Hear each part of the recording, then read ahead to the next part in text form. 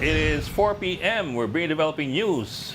And the stories behind the headlines. This is Storycon. I'm Regina Lay. Naghang yung prompter. Buti memorize mo, di ba? I'm Ed Lingao. Some stories we're watching this Wednesday, June 4. It's a hump day, huh? Okay, senators deny knowledge of any resolution seeking to dismiss the impeachment case against VP Sara Duterte. Senate President Escudero says no such resolution was filed, while Minority Leader Pimentel questions its authenticity. Only Senator Amy Marcos confirms seeing multiple drafts of the circulating dismissal resolution.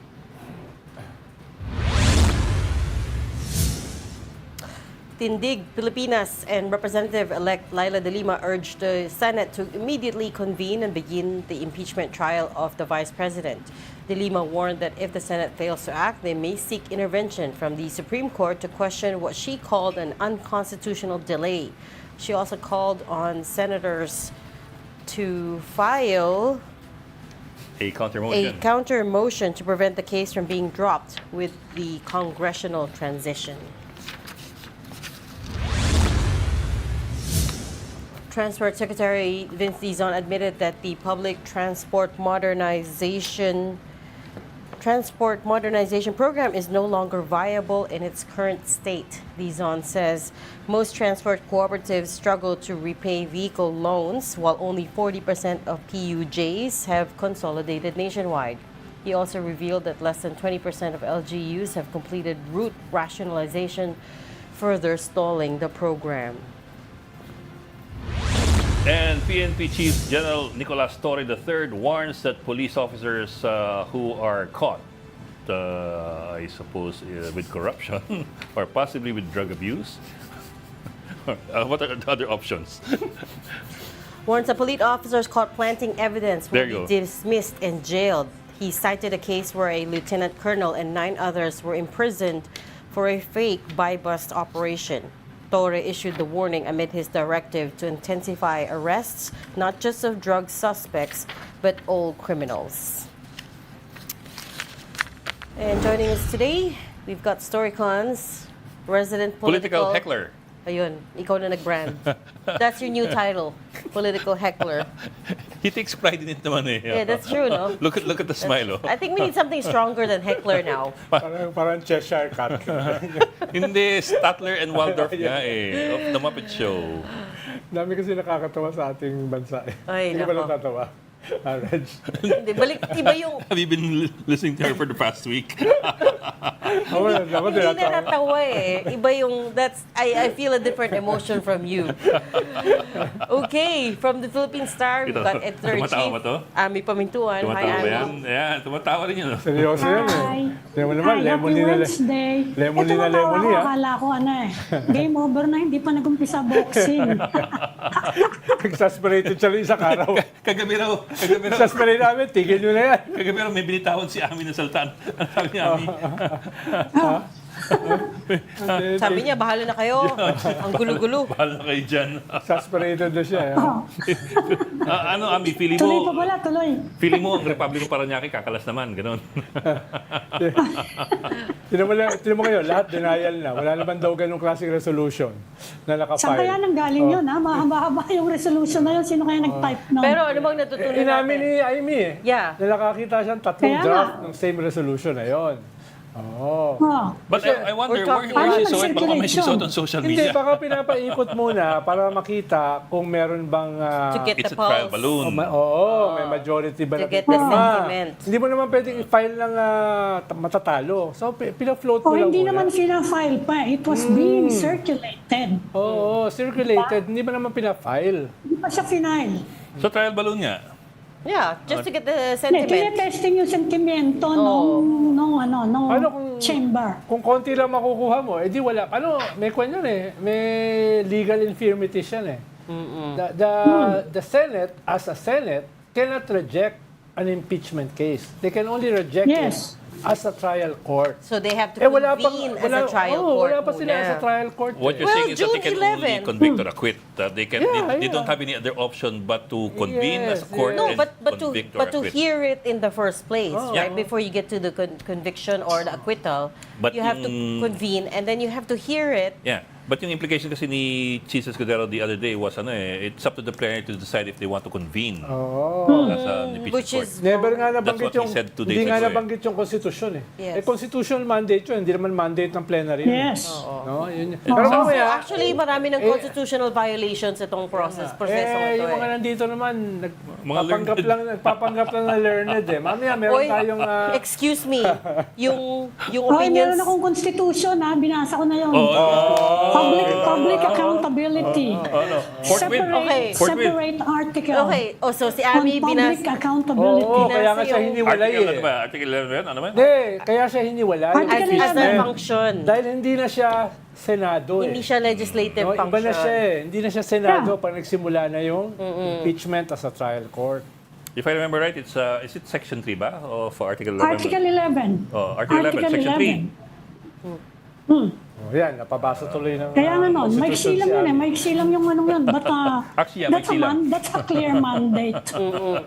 And Diba? there is no provision in the Constitution for an out for the Senate to say na Yes. We don't we have wanna options. convene. So, Correct. it's multiple choice, hindi ganun eh. So hindi nga tayo learned, pero si Ami binasa yung Constitution. Ako naman, I consult with lawyers, constitutional lawyers. So may basis naman yung Wala ka sinasabi sa natin. lolo ko. Yung lolo ko, yung ini-invoke nila na si Jefferson, kainuman eh.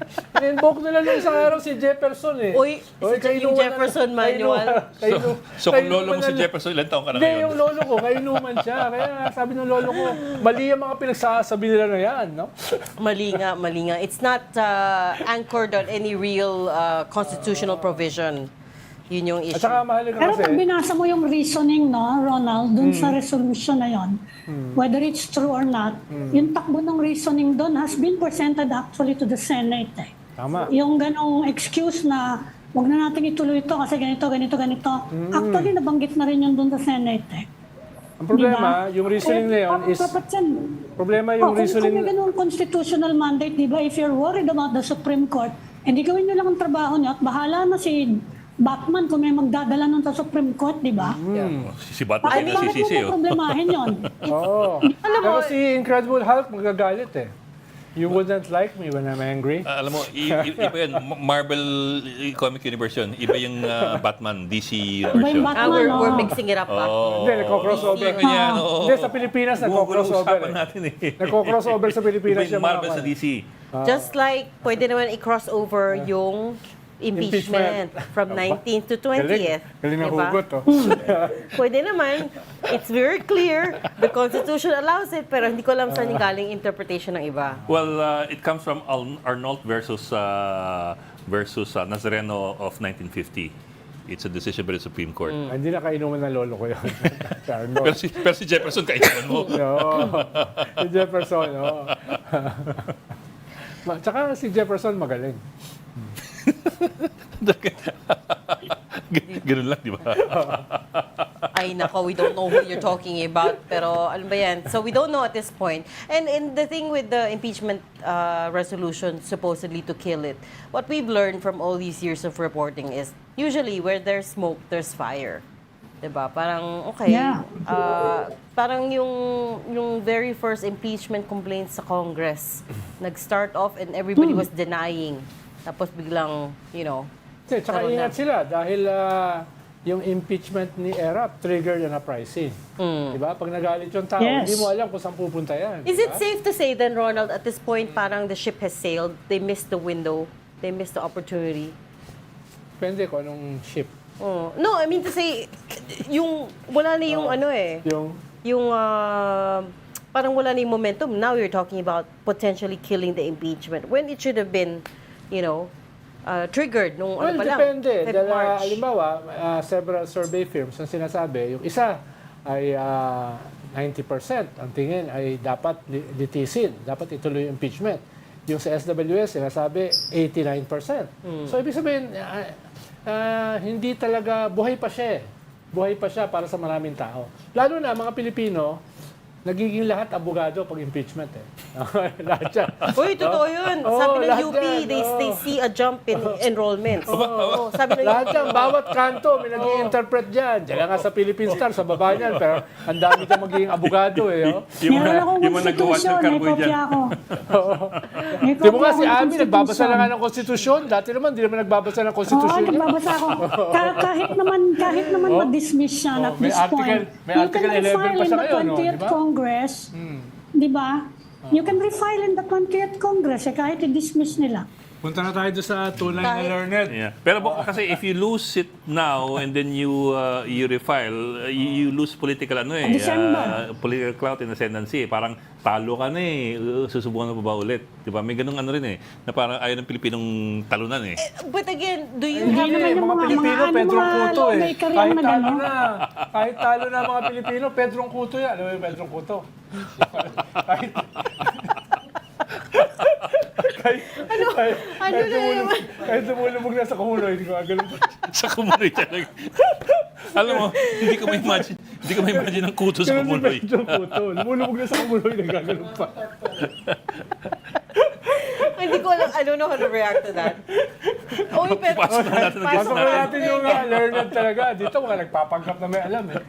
Ito to, baka may lang Okay. sa kumuloy sa kuto to. Let's bring in Professor yan. our Professor guest. yan sa law school. Tsaka, Former party list representative, lawyer, Attorney Barry Gutierrez. Welcome to Storycon again, Attorney Barry. Hi sir, good afternoon. afternoon. Hi, attorney. Pasensya ka na afternoon. sa mga Good amateur, ha? afternoon. Pasensya ka na. Medyo magulo yung mga kausap namin dito kung ano mga kuto pinag-uusapan. Hindi nga alam kung sino sa Pedrong Kuto eh. Nagpapanggap Baka si lang attorney kami, alam Leonard. yun, ano yung Pedro Alam Cuto. niyo, alam niyo. Sige, tanong mo nga. Alam niyo, Tanong nga. Oh. Ganito kasi yun. Magpapaliwanag. Huwag ka na magpaliwanag. May mga bully kasi, inaalas kasi Pedro. Talagang may kwento to eh. I don't know what he's talking Pedrong about. Kuto, ganun natawag siya. Ano? Ganun yun. Mga pastor yan. Mamaya. Sabi mo kasi, paliwanag ko. Tanungin niyo na, Magtanong na tanungin tayo. niyo na, Kayo talaga ang gulo attorney. ninyo. Oh. Sabi mo kasi, paliwanag ko eh. Sir, okay. Ano ba? You go first? Go. Sige. Sir,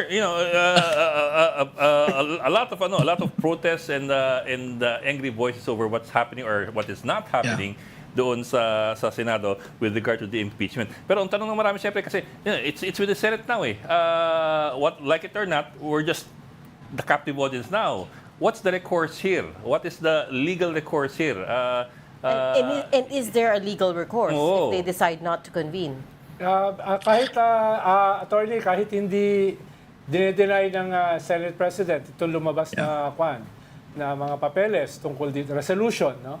Parang ang essence ng resolution, parang pwedeng i-deny, pwedeng i-reject ng Senate as Senate itong impeachment. So ano bang ganyan? Ano bang may ganyan ba talaga legal basis yan? Pwede ba yun?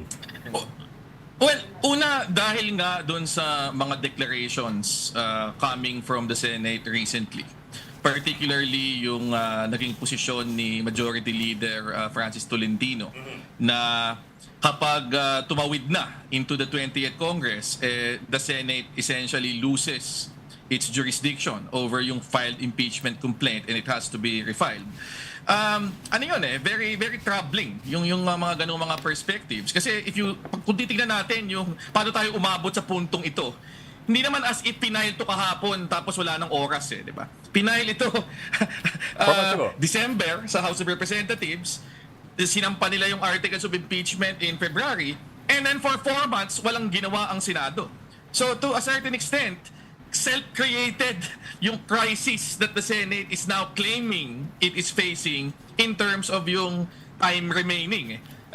Yung question remains, kung ang tingin pala nyo, dapat tapusin nyo within this term yung impeachment trial, otherwise hindi na ito tatawid sa 20th Congress, bakit nyo inupuan ng napakatagal? Why did you not have yung sense of urgency na yan when it was first filed? Why did you waste so much time saying na, hindi, merong campaign period, walang pupunta dito, meron kami mga kailangan ipasang ibang batas, and so on and so forth. Kasi, yun and that's troubling kasi ang lumalabas dito, kung gusto pala ng Senado, all they need to do is, hindi nila isa-schedule yung trial, they will let the time lapse, until yung term mag-expire. And then they will say, ay sorry, ubos na oras, kailangan i-refile na nyo sa susunod na Kongreso, which actually defeats the whole point of the impeachment process. Kaya nga very, very clear dun sa impeachment rules natin currently under Article 11 of the Constitution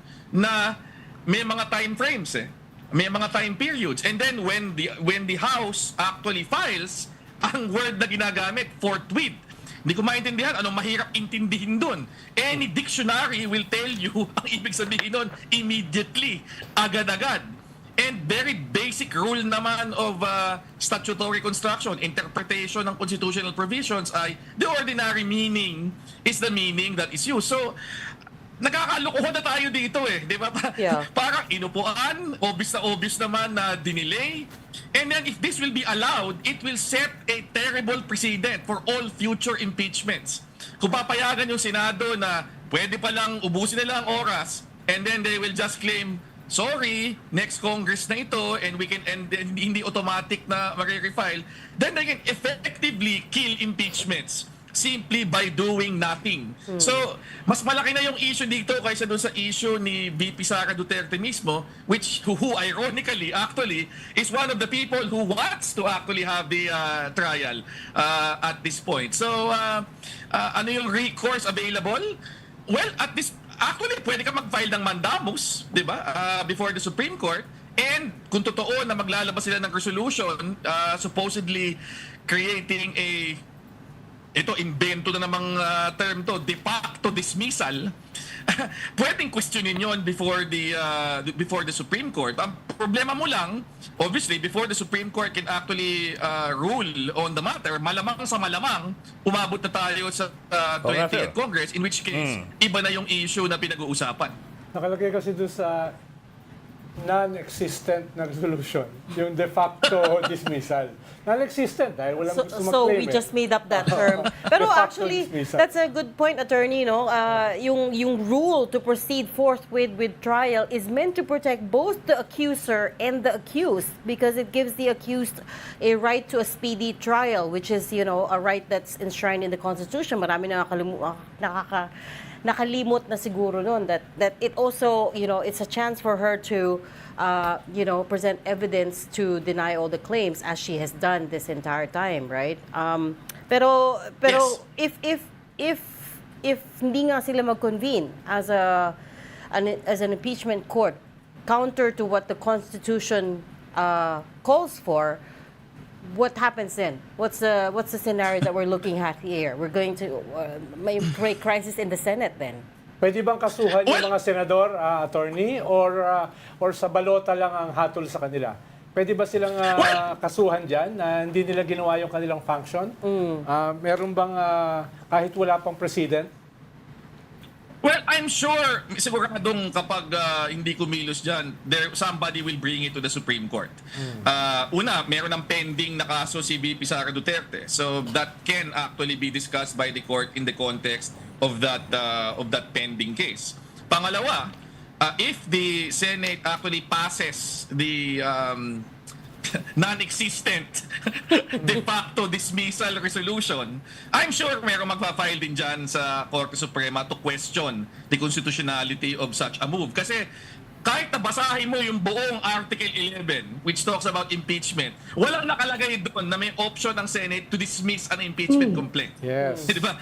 Klaro that the only mandatory duty they have as an impeachment tribunal is to convene and hold the trial once yung articles of impeachment are forwarded. And then in that trial, tama si Ronald, either vote to acquit or to convict. Yun lang.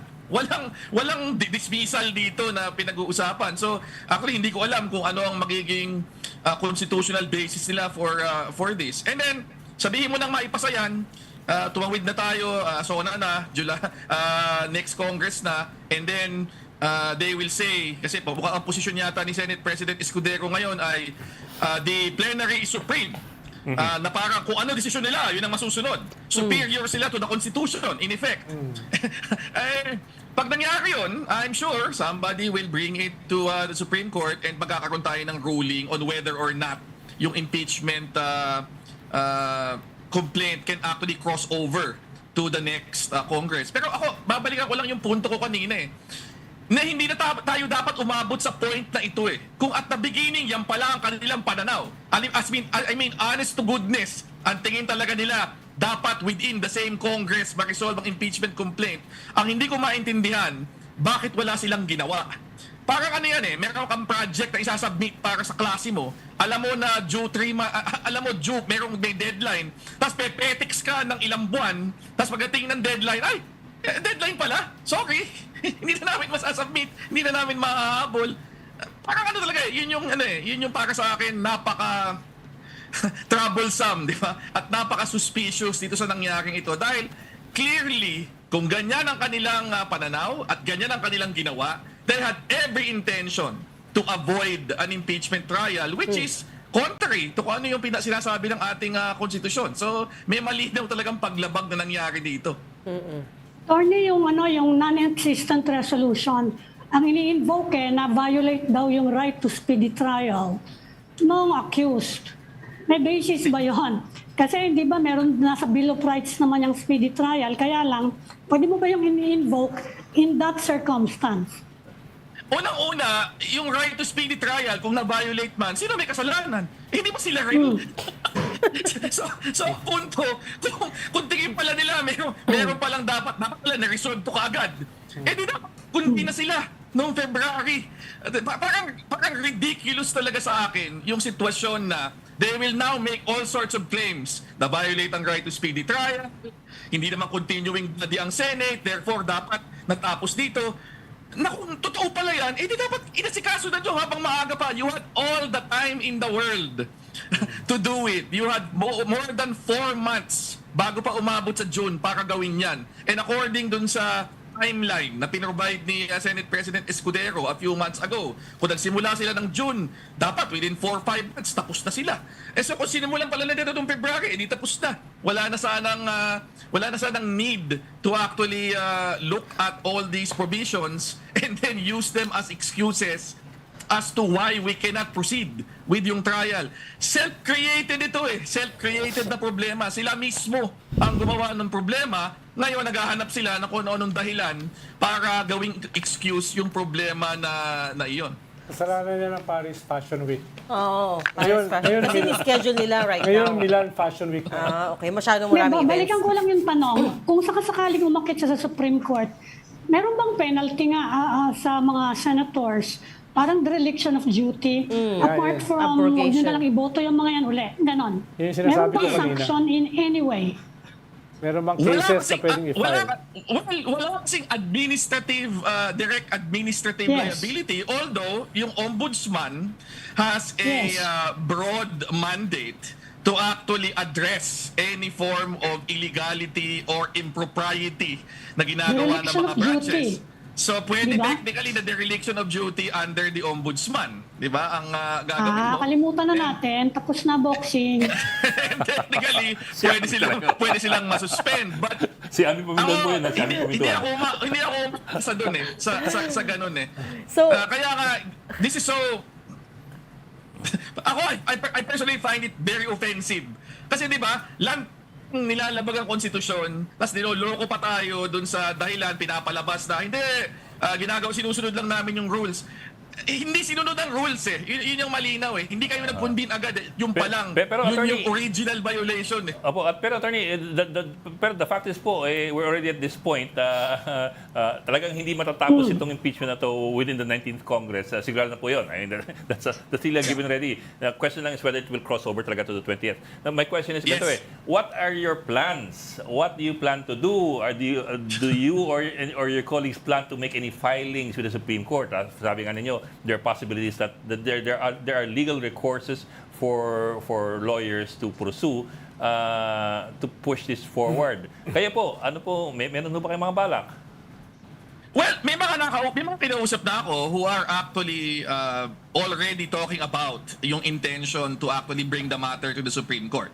So that's something na kailangan ma-finalize in the next few days. And I think ang magiging trigger point yan is really kung maipapasa itong non-existent resolution.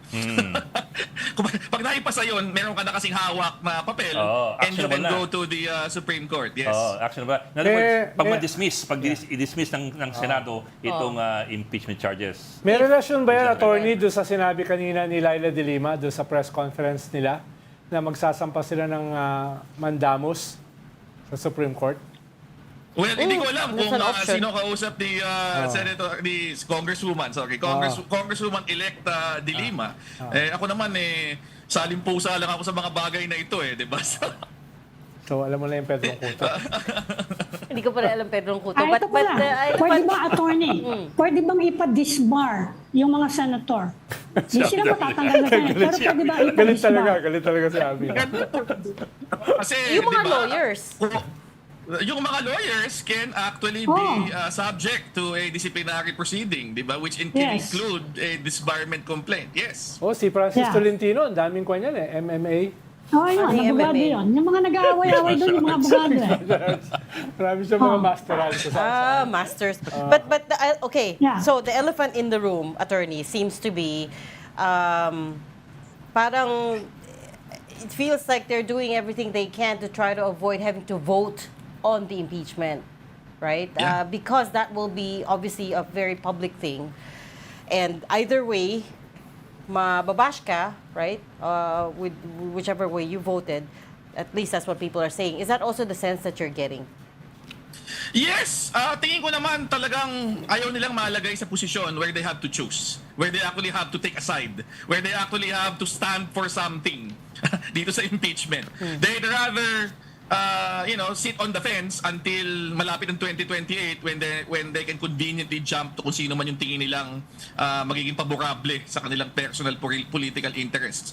Obviously, an impeachment trial will place a spotlight on each individual senator judge. Lalo na pag lumabas na yung aktual na ebidensya, diba? And depending on gaano ka bigat o gaano ka seryoso o gaano ka katiba yung kwentong maipapalabas during the impeachment, that will really put yung mga senators on the spot. Kasi kung halimbawa, ang linaw na meron talagang katiwalian na nangyari, kung alyado ka ni VP Sara Duterte, para namang napakalabo naman na in the face of ganitong klaseng ebidensya ay kikiling ka pa rin sa kanya. Diba? On the other hand, kung ikaw naman ay malalagay sa pwesto na boboto ka to convict, baka ang takot mo naman ay may balik sa'yo yung mga, doon naman sa level ng mga supporters ni VP Sara. So, they're obviously trying to avoid having to make that decision. Kaya, hindi ba kontento na lang sa let's have the trial and then pumoto tayo the way we want, pero wag na lang tayo magka-trial.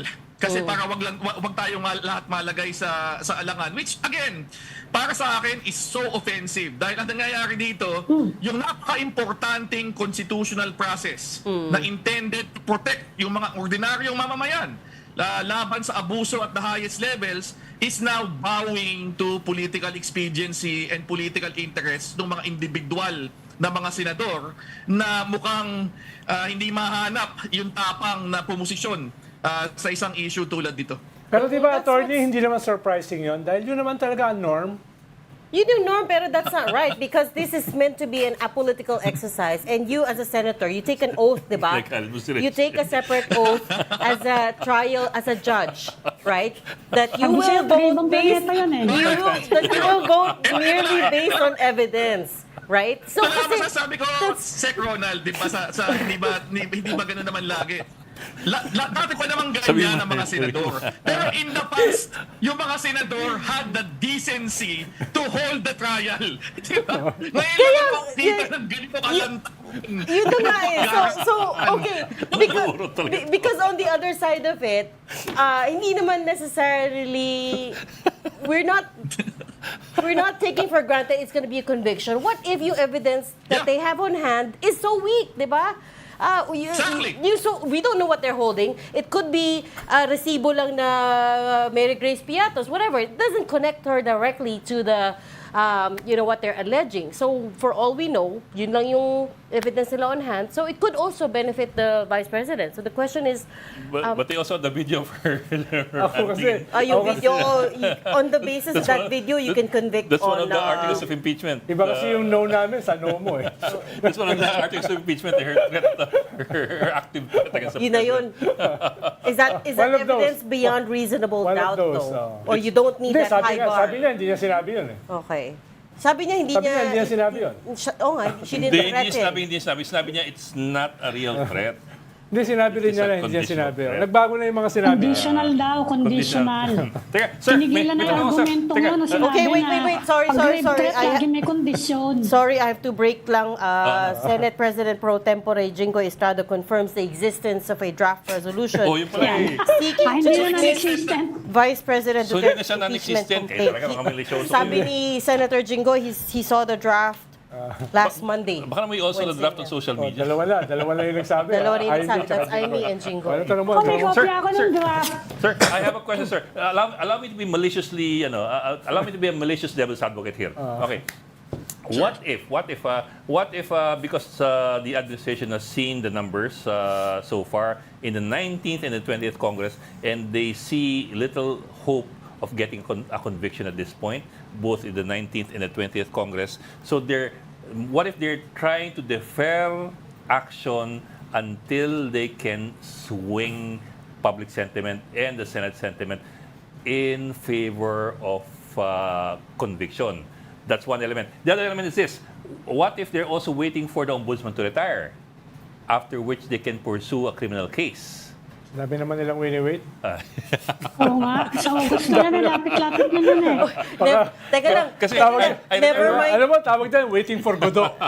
Waiting for Godot yan. Never mind the evidence, no? It doesn't matter. Basta tignan lang natin kung ano yung numbers natin sa Senado. Oh, yun naman yun eh. In the end, kasi, sir, I remember the NBI conducted an investigation into the threats issued by VP Sara, and they filed already a complaint with the DOJ, but it's been pending with the DOJ for several months. Hindi gumagalaw for some reason. What if they're just waiting for the appropriate time to elevate it to the ombudsman, which is next month? Una, let's be clear. Whatever criminal cases can be pursued, whether through the Department of Justice or the Ombudsman, that's a completely different process from yung impeachment. And whether or not the impeachment actually proceeds, whether or not the Senate convicts or acquits, pwedeng magpatuloy independently yung Yes, sir. yung criminal That's true. cases na yan. So walang ano yun, ibang usapan yun na walang kinalaman ni Cesarili dito. The first question that you were raising is, I suppose, more directly related dahil they're looking for numbers, parang ganon. They're Yes, looking sir. for public support For para mas madaling 18+1. mas madaling ma-secure yung conviction. Para sa akin, that's a dangerous game to play. Kasi gaya nga, I said at the outset, this is an issue that has gone beyond whether or not dapat bang makonvict si Sara Duterte o hindi under the articles of impeachment approved by the House of Representatives.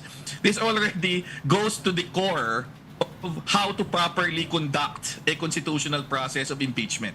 And ang worry ko dito kasi, moving forward, if you allow the Senate to do this now, It's the future president. Senates will now have this tool at their disposal. Na optional pala, optional pala. Ayaw nila tanggalin doon, uupuan lang nila. At para sa akin, ayun eh, yun yung hindi katanggap-tanggap talaga dito eh. Kasi if you look at yung history of why we have this particular kind of impeachment process in the 1987 Constitution, it's anchored on yung experiences during martial law, na yung mga attempts at impeachment ni nung unang President Marcos ay lahat halos dead in the water sa batasang pambansa. That's why they put in reforms like they reduce yung required number para maakyat ng House to the Senate, kaya naglagay ng mga periods para hindi pwedeng upuan lang, kaya sinabing forthwith para malinaw that this is a trial that should proceed immediately and kailangang aksyonan. And if we just brush all that aside and say, hindi, the Senate can say, di, mas importante sa amin ang ang magpasa ng mga priority legislation na actually para sa akin, question mark kung talagang ginagawa pa nila. But sige, sabihin na natin, if they can say that, that means that they can just abandon yung constitutional duty and they can set aside every safeguard that is precisely put in place in this constitution to avoid yung pagprotekta ng Senate sa isang impeachable officer dahil lang aliado nila or dahil lang politically expedient para sa kanila. And para sa akin, yun yung mas mabigat dito regardless of how the impeachment trial actually plays out, kung matutuloy man. Dagdag dyan, attorney, kung sakaling mag-fail itong impeachment na ito, maghihintay ka na naman ng 1 taon para mag-file uli. Totoo. At sa 2026, patay na yan dahil ang focus na ng mga politiko is 2028 presidential election. At possibly, after 1 year, baka lame duck na yung presidente para magtulak ng kahit anong impeachment process. At saka yung Congress mo, baka yung 260 na bumoto, baka 60 na lang ang matira, no, na boboto sa impeachment. No? Dahil nga, nanggaling ka sa failure at papunta ka na sa isang bagong eleksyon. Oh, dali, may anghel naman.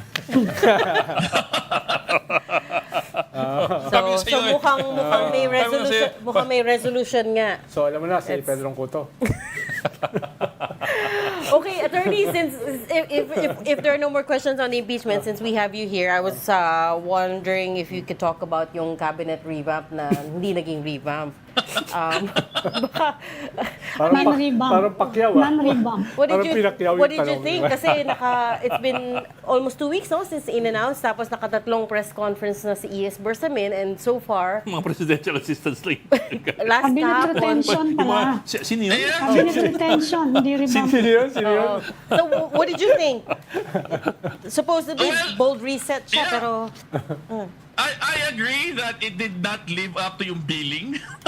Kasi, unang-una ganito, every midterm naman, it's expected na magkaroon ng some kind of changes in the cabinet. Every administration has gone through that.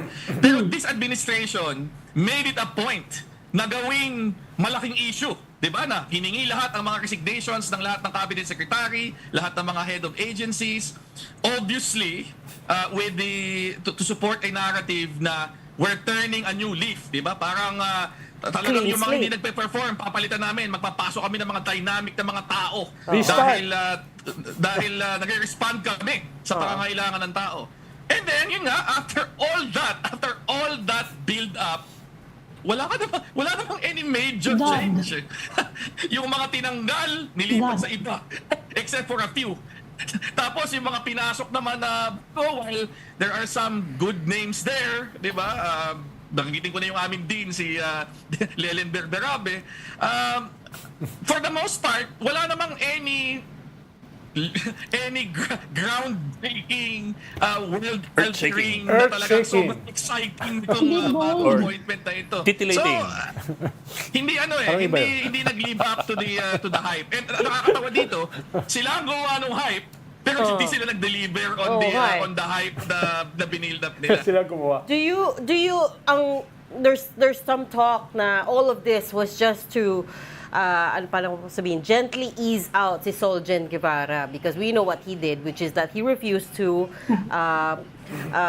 advocate for the he refused to touch the case. Oo, He refused to defend. Sabihin, ginawa defend yung lahat, the government. Ginawa yung lahat Nag-recuse ng siya. huli balong na gano'n. Ang Para bullshit. lang Well, sa... sabi nila. Para lang Sabi nila. I doubt Do it. you believe that? I doubt it. Well, I'll say this, di ba? Kung yun lang pala ang intensyon, napakahina naman nila if they had to go through this entire drama just to do that. Oo nga, tanggalin mo na lang, ano? I mean, nag-agree ako kay Ma'am Ami, di ba? There was clear basis to actually remove him when he actually refused to represent the government. And I think everybody would have understood kung he was asked to resign on that basis. Pero yung gagawa ka ng isang malaking production, lahat ng tao papasabit mo ng resignation, para lang siya yung ma-target. Well, para sa akin, kung yun nga yung dahilan, that reflects a level of weakness in leadership na hindi ko pa nakikita in a long, long time sa isang occupant ng Malacanang. Oh my. Hindi kaya may pumasok na na intervention kasi pagkatapos nung sinabi ng Malacanang na okay, we admit na the people are unhappy kaya natalo daw yung alyansa. May mga pumasok na mga voices from the house. Sinabi nila, hindi naman totoo ang dami-dami nanalo na administration sa Congress and sa local government. Hindi kaya pumasok yung ganung bakit nyo pagtatanggalin niyang lahat? Wala namang basis.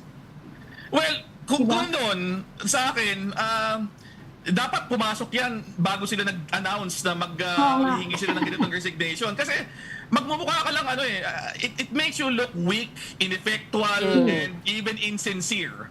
Nagagawa ka ng isang malaking production na gano'n, and then ito lang ang resulta. walang na-deliver na any major na pagbabago. So, kung ganun din pala, dapat na pag-usapan nila ng mas matagal. Kung sasabihin natin knee-jerk reaction to the election, yung ganun, hindi sila dapat siguro nag-react kaagad, di ba? Maybe they should have given it more thought. Because ako, in the end, tingin ko, it only damages yung credibility nung administration further. Right. Because you promise all sorts of sweeping changes, supposedly in response to yung poor performance in the midterms, and you don't really deliver. Even na lang sa level na mag-appoint ka ng mga bagong tao. Diba? Yun yung point. Kasi we're not even talking about kung nag-deliver nga ng aktual na programa at accomplishments yung mga pinasok nila. We're just talking about meron bang pinasok na mga tao na mukhang talagang exciting na appointments na talagang will shake up yung mga opisinang pamumunuan na nila. And even on that level, mukhang kinapos ito. So, disappointing, I suppose, is the kindest word to use at And this point. especially since yung unang na-retain ay yung buong economic team. And we remember they said when they announced the cabinet reset, they said, we're listening, we hear you. But if they really listened, well, the survey after survey said yung top voters' concerns are economic in nature, right? Yeah. Hunger, Yes. poverty, jobs, food security. Sabi nga ni Ami kahapon, you pointed out as well na yung PhilHealth fund transfer was a big issue for the elections, Yes. right? Yung budget issues. And yet, ang unang na-retain ay yung economic team. So, And yung Secretary of Health na retain. So, walang indicator actually that there was anything in the changes supposedly na inintroduce in the cabinet that was actually directly responsive to yung mga popular concerns na lumalabas sa mga survey. So ako, kung ganun din pala, dapat di na lang nila binild up. They should not have hyped it as something. Kasi, di ba, hype only works kung kahit paano meron kang proof of concept at some point, di ba? Pero yung i-hype mo, tapos wala, mas lalo pang nakakasama yun para sa isang administrasyon. baka meron pa. Unless malalim yung strategy, hindi lang natin maarok. Oo, maybe. Diba? You don't know that. Okay. Maybe there's more to come, di ba? Teka po, Bok, ipasok na Okay. Prof, teka, baka gusto nyo pakinggan to. Si Mian Osbantes, ang reporter ng Channel 5, is on the line right now. May clarity na kung saan galing yung May breaking news si Mian. non-existent na resolution. De facto. Mian, can you hear us? Ay, Bong, magandang hapon po sa iyo. Dala ko ito nga. Nung unang tinanong si Senator Bato, medyo umaang-maangan pa siya kung saan nagmula itong, kung may nakita ba siyang resolusyon, itong draft resolution na pinapadismiss tayong impeachment complaint kay VP Sara. Pero ngayon lamang ay na-interview siya muli at sinabi niya na galing nga ito sa kanyang opisina, siya ang nag-initiate ng nasabing resolusyon dahil naniniwala nga siya na hindi pwedeng mag-crossover yung impeachment kay VP Sara. So para sa kanya, technically, wala nang magagawa ang 19th Congress dito kung June 11 pa naman din mangyayari yung lahat ng proceedings. So sabi niya, para sa kanya, ang paniniwala niya, ang stand niya, kaparehas nung sinabi ni Senate Majority Leader Francis Tolentino nung Lunes na functionally dismissed na ito. Kaya yun din yung laman nung kanyang reso. Naipile na ba niya itong resolution na ito? At number 2, meron na bang sumang-ayon sa kanyang mga senador na willing pumirma? hindi pa malinaw kung na-file na niya. Kasi yung kumakalat mo, kung nakita mo, unnamed, undated, Yep. at unnumbered. Sabi hindi pa na-file, di ba? Pero aminado siya na pinapaikot na niya sa mga kapwa niya senador yan. Kung sa bilang, wala pa siyang masabi kung ilan na, pero may ilang parang medyo nagpapahaging na kaparehas nung paniniwala ni Senator Bato de Rosa. So for example, dating Senate President Sig Zubiri, siya rin naniniwala na walang crossover. Kumbaga hindi inaalaw sa Senate rules yan, yung crossover. Sabi niya, so kung yun yung magiging laman daw ng resolusyon ni Senator Bato de Rosa, pag makita niya, kasi hindi pa rin nakikita ni Senator Migs, sabi niya malamang ito ay pagdebatehan sa Senado. At ang pagkakaalam daw niya, nakaschedule yung debate na yan sa reso na yan sa darating na susunod na Miyerkules. Yung araw kung kailan na magko-convene supposedly ng impeachment court ang Senado. Oh, Miyerkules talagang 11 talaga, no? Mayan, do we have any idea kailan siya, when it was being floated? Kasi as of last night, 10 p.m., sabi ni Senate President Cheese, sabi niya, no such reso filed nor pending as of last night when I left a little before 10 p.m. Yan yung quote na nakuha natin sa kay SP Cheese, no? Pero do we have any idea from Senator Bato kailan inumpisahan may i-float itong resolution na to? Mukhang June 1. Nako, Rich, kung si Senate President kang tatanungin, actually hindi lang kagabi, hanggang kaninang umaga, sinet daw niya, walang nakafile, walang nakapending na sinasabing resolution to dismiss impeachment case ni VP Sara. Pero nagkaroon din ng interview kanina lamang kay Senate President pro tempore Jinggoy Estrada at siya mismo ang nag-compare marriage na nung Lunes pa pinapaikot itong resolution na ito. Nung tinanong siya, sino nagpaikot? Sabi niya in confidence, ayaw niyang sabihin kung sino. So, mismo yung pangalawa sa pinakamataas na leader ng Senado ang nagsabi na Lunes pa pala pinapaikot itong resolution na ito sa kanilang mga kasamahan para makakuha ng mayoryang boto o mayoryang nagda. Mukhang meron digital footprint eh. Ang nakalagay doon, 12:18 p.m., June 2, 2025. So, Tuesday pa. Parang Monday, nakalimutan nilang burahin yung digital footprint. Hindi ko alam if SP Cheese was just going by technicalities. Inisip siguro niya, I can lulusot ako. Hindi pa final. Oo, hindi pa final ang iniisip It's niya. being circulated, But the fact is, hindi pa it's being pinafile. circulated. We're Pero getting magaling yung confirmation. pagkaka-craft ng resolution. Sino kaya yung abogadong gumawa nun? Parang nagduda si Ami na kaya ng Baka may office ni balita Bato. kayo. Hindi si Bato yun. Yun ang sinasabi ni Ami, nagdududa siya eh. Dahil magaling daw yung pagkakasulat. Hindi style ni Bato yun. Magaling kang gumawa. Mayan? Sabi ko ni Senator Bato, kinonsult niya raw yan. Hindi nga talaga siya yung mismo nagsulat.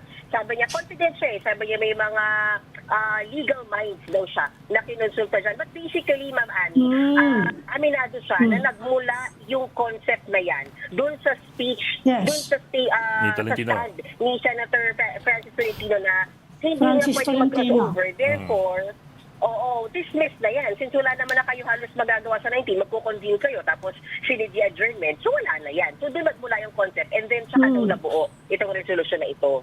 Okay. Andiyan pa si Professor Barry. Prof. Barry, anong tingin nyo? Tingin nyo ba si Bato talaga? Meron ba siyang capacity? Ano ka ba? That's beside the point. The point is... Lahat naman ng mga senador nag-rely on their staff. So I think na Tuloy si klaro Ronaldo. naman na hindi siya mismo ang nag-draft niyan. Pero ako, I will just reiterate yung point na sinabi ko kanina na napakadelikado ng ganyang klaseng precedent that they are setting dito. Kasi ganito na lang eh. So kung halimbawa pala, may impeachable officer tayo na let's say magkukumit ng malalang krimen. Let's say treachery, treason. Treason. Diba? Kikiling sa magpapagamit talaga sa ibang bansa, sa dayuhang bansa. Dayuhang invader. Diba? Magbibigay ng mga sikreto ng ating national defense sa China, halimbawa. Yun yung So, basta gawin pala yun within the election period, just before yung transition ng Congress, wala na magagawa ang Senado. Kasi wala nang oras di ba? Hayaan na lang natin na maupo yan kahit na patuloy na ginagamit niya ang kanyang opisina, di ba? Para mag-transmit ng mga sikreto ng ating bansa sa dayuhang bansa kasi wala na tayong magagawa di ba? Yun yung point. Hintayin na natin ang susunod na kongreso. Napaka niyan na lumalabas. hindi pala urgent itong usapin na ito, it's at the Senate's convenience, and therefore, di ba, it should just give way sa mga iba pang mga concerns sila. Isipin mo, between February and now, it's not as if walang ginawa ang Senado. Naalala ko si Senator Amy Marcos, nagkaroon ng ilang hearing, di ba? Nagpatawag ng hearing para imbestigahin yung pagkaka-aresto at pag-transfer kay dating Pangulong Duterte sa ICC. So yung pala, mas importante pa yun kaysa sa impeachment na constitutionally mandated na trabaho ng Senado. Diba? They could make time for that, but they could not make time for a constitutional duty under Article 11. So ako, ang labo nito. Pangalawa, hindi pa rin ako kumbinsido doon sa hindi pwedeng tumawid. Kasi nga, again, same idea. The Senate is supposed to be a continuing body. Diba? Hindi naman yan parang kongreso na yung buong membership na papalitan every 3 years. Madami ng mga desisyon ng ating Korte Suprema na sinasabi na the Senate as an institution is a continuing body. So walang pinag-iba yan sa Supreme Court, for example, na kapag may pending na kaso sa Supreme Court at may nag-retire na justice at may ibang nag-appoint, hindi naman kailangan i-refile yung buong kaso uli, di ba? Dahil nagkaroon ng change in membership Because at the end of the day, it is the continuation and yung continuity ng institution which matters. And supposedly, the Senate is such a body, so they should be able to hear yung ganong klaseng institution. Pero tingnan natin, at this point kasi, nagdi-devolve na into legal technicalities, pero papaalala ko lang na hindi na sana tayo umabot sa puntong ito kung simula pa lang ginawa na nila ang kanilang trabaho. At kung ganyan pa lang pananaw nila mula simula, di sana ginawa na, kumilos na sila habang may oras pa. Hindi inubos ang oras and then gagawing dahilan yung ganyan para wag na lang kilusan itong impeachment complaint na ito. Prof, may pahabol lang ako isa. Kasi I've also seen this argument going back and forth. One for continuance using Arnold versus Nazareno of 1950. The other one being Balag, I think, versus the Senate of 2019. Yun daw pangontra. What do you think of that? Yung Balag versus the Senate, where supposedly the Supreme Court ruled na everything stops pag nag-adjourn ng Senado. Una, ang context ng mga desisyon na yan ay with respect to the power of the Senate to actually issue contempt orders. And yung contempt orders relate directly to the power of the Senate as a legislative body. So totoo naman yun. When the Supreme Court pronounced na insofar as legislation is concerned, hindi yan tumatawid ng Kongreso, ayun. Kasi kapag mga bills, kailangan mong i-refile. Yeah. Pero dito ko i-draw yung malinaw na distinction. The power to sit as an impeachment court is not legislative in character. Ibang-iba to, di ba? This is a completely different function na binigay sa Senado not as legislators, but as representatives of the Filipino people. Yun yung idea dito. Kaya nga, kapag nag-constitute sila as impeachment court, hindi sila nauupo as Senate, di ba? They have to take a new oath as senator judges because it is a new role and a separate function. So hindi yung mga sinasite nilang mga kasong yan, Neri versus Senate, etc. Ang ruling dyan apply to legislative functions ng Senado. Yeah. Wala pa tayong court decision on the power of the Senate to actually sit as an impeachment court and whether it could continue. And madami ng mga retired justices, mga former members of the Constitutional Commission na nagpahayag ng kanilang opinion na sa tingin nila, because of the Senate's nature as a continuing body, it should be able to continue to hear an impeachment na nasimulan in a previous Congress. And para sa akin din, as a matter of practicality, self-preservation ng lipunan at proteksyon ng mga mamamayan, hindi ba logical naman yon? Ibig sabihin, kung nagtagal yung trial at umabot ng transition ng Senate, wala na. Tapo na lahat yon. Kailangan mag-reset tayo uli. kahit na meron ng mga ebidensyang na-present, kahit na meron ng kailangan mag-reset uli, which is para sa akin absurd and contrary to yung intention and the spirit behind Article 11 of the Constitution. Wala pang, Attorney, you're correct, wala pang president, pero I consulted this with the with UP law, yung mga constitutionalists doon, and they seem to be all in agreement na medyo mali yung interpretation ni Senator Tolentino on the Jefferson's Manual of Parliamentary Yes. Practice, which clearly states that the impeachment process is not considered discontinued upon the dissolution of Parliament. Kasi nga quasi-judicial function na to, hindi legislative. Tama yung lolo But- ko. Exactly. So tama yung lolo mo. Correct. Lolo mo si Clinton? Hindi, tama yung Jefferson. lolo ko. Hindi si Clinton. Hindi, kainuman niya si Jefferson eh. Yung impeachment ni Clinton, di ba? Pero- 105 to 106. Oo, pero mukhang iba yung pinipili talaga yung ibang interpretation at this point. But unfortunately, that's all the time we have for today. We'll end that there. Thank you so much for your time and your insights, former party list representative, Attorney Barry Gutierrez. Thank you, sir. Salamat, Thank attorney. you. It's been a pleasure. Anytime. Thanks for joining Storycon today. I'm Pamintuan, Editor-in-Chief of the Philippine Star, and Ronald Llamas, our resident political heckler, sabi ni Ed. Join us again tomorrow, 4 p.m. for Storycon. I'm Regina Lay. I'm Ed Linga. We're one news outsides all the time. This is the Story Conference Group or the Storycon Group.